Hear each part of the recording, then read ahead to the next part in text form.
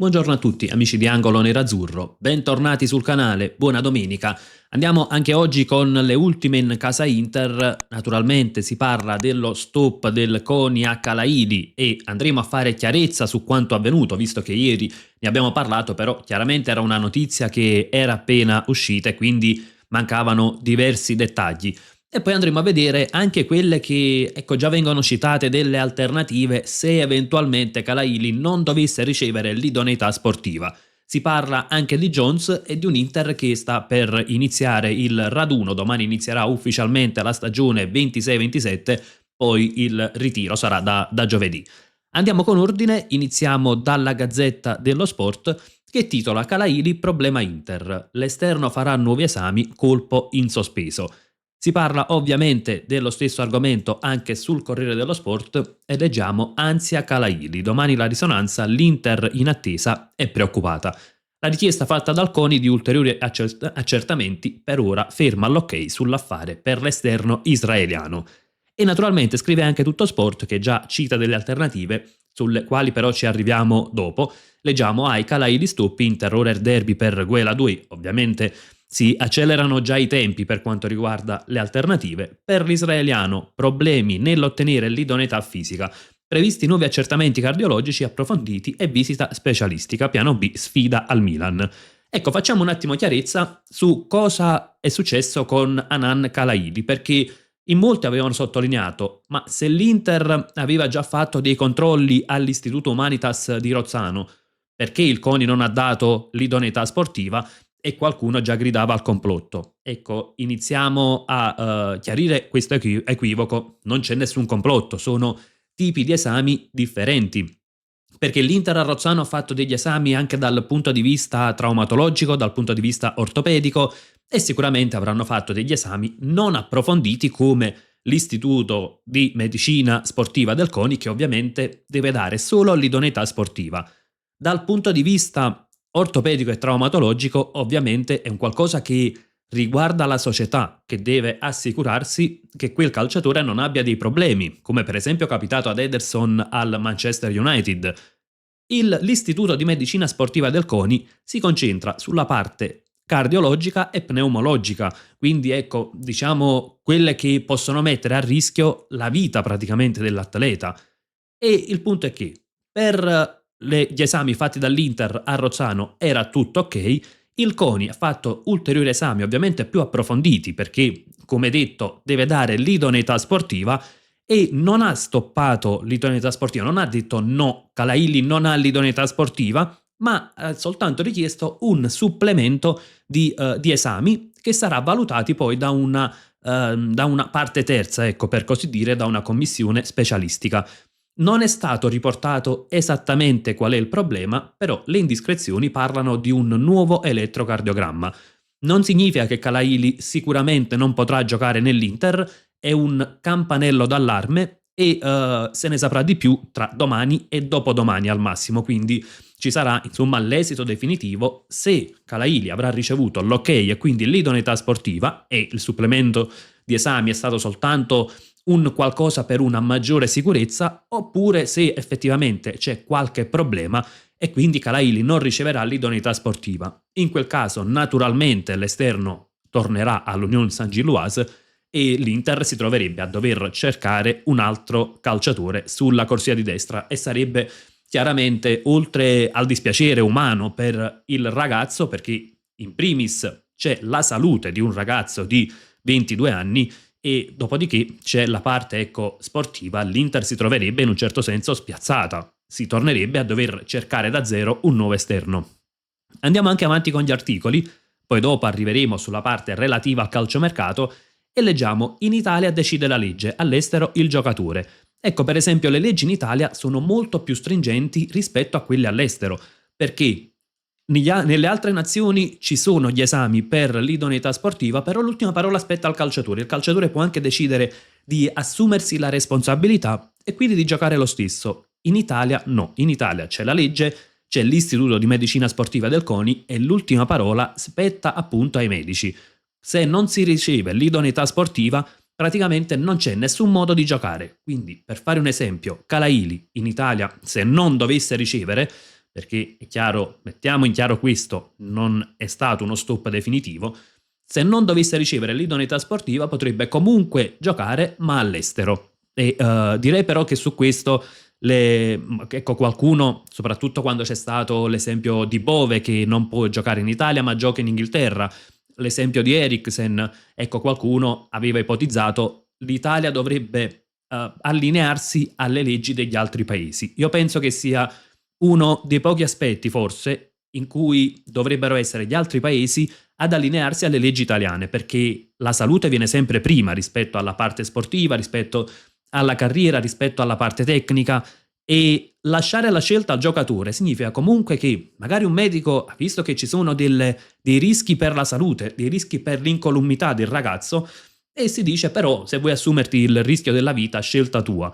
È vero che da una parte uno potrebbe dire ma effettivamente ognuno può prendersi la responsabilità di se stesso, dall'altra però sappiamo, poi sono scelte che vengono influenzate da tanti fattori, magari un calciatore che ha fatto una vita di, non dico di sacrifici perché qualcuno adesso dirà ma quali sacrifici, però è chiaro comunque per arrivare a dei livelli ci sono, c'è tanto lavoro, c'è comunque un grande percorso. È chiaro che poi potrebbe non voler veder vanificare tutti i suoi sforzi, però insomma la salute deve venire prima e chiaramente la scelta, se viene lasciata al calciatore, può essere influenzata da altri fattori. Magari un ragazzo di 20 anni potrebbe non mettere al primo posto la salute pensando tanto non capiterà, però insomma io sono più diciamo da parte delle leggi italiane, quelle che salvaguardano il ragazzo, l'aspetto umano, ecco, le persone prima di pensare al calciatore. Andiamo avanti anche con gli articoli e si legge Kanu, Fadiga, Eriksen, quanti casi di inidoneità. Tra l'altro, ecco, sono 3 casi che praticamente sono toccati all'Inter. Per quanto riguarda Kanu ci fu un'operazione e poi giocò. Per quanto riguarda Fadiga era dopo i mondiali del 2002, l'Inter lo acquistò, poi fu rilevata un'aritmia cardiaca e non ci fu l'idoneità sportiva. Ecco, Fadiga poi giocò all'estero, però venne vanificato il trasferimento all'Inter. Per Eriksen, ricordiamo tutti, ci fu il malore durante l'Europeo del 2021 e praticamente dopo diciamo l'intervento non fu più possibile giocare in Italia. Stessa situazione per il bypass cardiaco, ecco, ricevuto da Bove, che quindi gli limitava la possibilità di giocare in Italia. Ci sono però altri casi, perché non è detto che quando c'è un esame più approfondito, un'inidoneità, automaticamente quindi il calciatore non giocherà, perché per esempio Biabiani nel 2015 anche ebbe problemi e poi ha ricevuto l'idonità sportiva. Cassano ha ricevuto l'idonità dopo un intervento al cuore, quindi anche in quei casi, ecco, va valutata la situazione, vanno fatti degli esami approfonditi, non significa che automaticamente non si riceve l'idoneità sportiva. Chiaramente, come detto, è un campanello d'allarme quello su Calaili. Andiamo con gli altri articoli e arriviamo più alla parte sportiva, perché si legge l'eredità di Dumfries è una corsa a ostacoli, rispunta all'altro Doué. Il fratello della stella del Paris Saint-Germain era già nella lista iniziale per sostituire l'olandese. Ecco, chiaramente si iniziano già a valutare quelle che sarebbero le alternative se dovesse arrivare lo stop all'idoneità sportiva di Calaili. E la prima alternativa sarebbe quella Doué, però occhio, è un calciatore molto costoso, non è un calciatore da 20 milioni come si era vociferato prima della chiusura per Calaili, è un calciatore da oltre 30 milioni, parliamo di almeno 35 milioni. L'Inter si spingerebbe fino a tale cifra? Non è da escludere completamente, perché abbiamo visto l'Inter, o meglio la proprietà o Act3, va a valutare i rischi dell'operazione, i benefici, la valorizzazione, e in questo caso diciamo che i rischi di non affidarsi, di non puntare su quella 2, puntare su un calciatore magari di un livello più basso, perché poi andiamo a vedere anche quali altri nomi si fanno, porta un rischio molto elevato, perché se si sbaglia la scelta del quinto a destra significa praticamente che l'Inter avrebbe un problema per tutta la stagione e chiaramente potrebbero essere messi a rischio anche i risultati, e sappiamo poi i risultati non portano soltanto i trofei, portano anche un ritorno dal punto di vista dell'immagine e dal punto di vista economico. Guela 2 sarebbe un profilo, un'eventuale alternativa a Calaili, comunque valida, profilo molto diverso, diciamo più di equilibrio, più forte fisicamente, più bravo anche in fase difensiva, che però ha corsa, che ha anche forza fisica, ha magari quell'attitudine comunque a giocare a tutta fascia, però meno imprevedibilità, meno dribbling, meno qualità tecnica e forse anche un pizzico di irruenza da andare a limare, ecco, per giocare nel campionato italiano. Calciatore molto diverso rispetto a Calaili, però ancora valido. Il problema sono le altre scelte. Se l'Inter non arriva a quei 35, se non addirittura 40 milioni che richiede lo Strasburgo, ecco che le alternative sono decisamente di livello più basso, perché si è fatto il nome di Dodò, ma ne abbiamo parlato ampiamente, non è un calciatore da Inter secondo me, perché per quanto la fase di possesso, la parte tecnica, riesce anche a farla bene, il problema è la fase di non possesso. Un calciatore di 1,66 m a fare il quinto dell'Inter può soffrire tantissimo l'aspetto fisico. L'altro nome è Norton Caffey, che a me non dispiacerebbe come alternativa, ma non per fare il titolare. Se passiamo da Dumfries a Norton Caffey, il passo indietro è importante. Ecco, per esempio con Calaili avevamo un calciatore diverso, un calciatore in prevedibilità, ci permette, perché non è giusto parlare ancora al passato, ci permette di sfruttare la fascia destra in maniera differente. Norton Caffey ha alcune caratteristiche simili a Dumfries, ma non dello stesso livello di Dumfries, e quindi lì chiaramente significa fare un passo indietro, ed è un nome che sinceramente non mi esalta. Se dovesse arrivare, ribadisco, come alternativa, magari l'Inter prende il quinto titolare, vende Luis Enrique e va a prendere Norton Caffey, allora il discorso è diverso. E c'è poi un altro nome che qualche volta è stato accostato all'Inter, però insomma non ha mai scaldato particolarmente, è quello di Belgali, l'esterno del Verona. E lì sarebbe un affare un po' più a basso costo, ecco, sotto i 15 milioni probabilmente, forse anche magari 10, qualche bonus. È un nome che però anche lui, come alternativa, non mi dispiacerebbe, perché è un calciatore comunque di spinta, di inserimento, bravo tecnicamente, forse da migliorare la fase di non possesso, quindi l'aspetto difensivo. E come alternativa avrebbe senso soprattutto se, ecco, associato ad un profilo più fisico. Per esempio, se ho Calaili, l'alternativa ideale secondo me sarebbe Norton Caffey, perché prendi un calciatore più di forza fisica, magari un po' più difensivo. Se per esempio ho Doué come titolare, magari posso prendere Belgali come alternativa perché mi dà più spinta, ecco, per avere delle caratteristiche diverse. Il punto è che oggi noi non stiamo parlando delle alternative, stiamo parlando del quinto titolare, e in quel caso significa fare un passo indietro, significa se arrivasse Belgali per esempio al posto di Calaili, significa che il titolare probabilmente lo farà ancora Luis Enrique, ma lo scorso anno era un'alternativa, lo scorso anno non ha convinto, quest'anno lo mettiamo titolare, significa praticamente che stiamo facendo un passo indietro. Quella che è l'alternativa, quello che è un calciatore che potrebbe essere anche cedibile sul mercato, seppur l'Inter non spinge in tal senso, ma dovesse arrivare l'offerta, non è da escludere la partenza, ecco, diventerebbe titolare, sarebbe un qualcosa, insomma, che non va nella direzione di alzare l'asticella, quindi diciamo che a parte due sono nomi che vedo come alternativa, ma non assolutamente come titolari all'Inter. Però ribadisco, auguriamoci che vada tutto per il meglio per Calaili. Andiamo a vedere anche gli altri articoli e qui si parla di Jones. Leggiamo sulla Gazzetta dello Sport, occhio a Jones nel mirino e su Instagram ride della cessione. Ecco, ieri si era parlato di un Nottingham che aveva praticamente l'accordo con Jones.